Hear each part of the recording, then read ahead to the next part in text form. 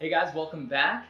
I am Jay, and today I'm going to be telling you a little bit more about identity. This whole season is about identity, and there's a real point to it that, understanding your identity is incredibly powerful. So today I want to kind of help you open up your mind to maybe realize something that you haven't been realizing.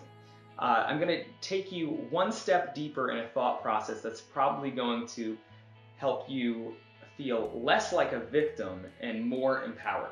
Okay? So I'm going to be talking about the benefits of learning to love and trust who you really are.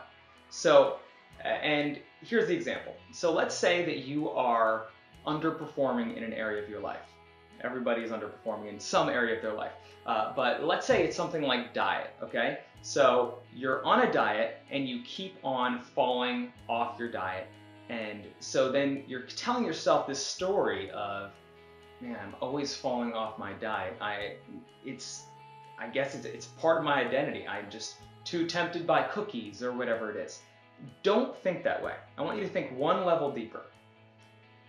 Every time that you fell off your diet, did you also naturally get back up again and try again? I'm sure that you did, or else you wouldn't be here. You'd just be way overweight, just sitting in a chair, and you know maybe feeling incredibly demotivated. You're somebody who keeps on getting themselves back up again and never really giving up. It's just a slight twist, a slight change in your mind. One is incredibly disempowering, and one is incredibly empowering. You know, think about these low-level strategies, okay? One low-level strategy is guilt. Guilting yourself into trying to try again.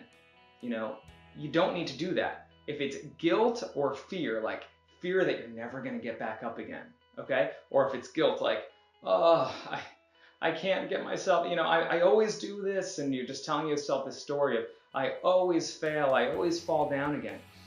That is the equivalent of like eating a cupcake for energy. You're tired and you just go find a cupcake and shove it in your face. It's gonna work for 1 second. Guilt and fear, they work, but they work for only like 1 second, and then they fail. Just like eating a cupcake. It's gonna give you a sugar rush, you're gonna have energy, but then it's gonna leave you worse off than you were before. Guilt and fear always do that. So here's the alternative that I recommend. Think one level deeper, like I was saying before. So yes, you fail. Everybody fails. We're always learning.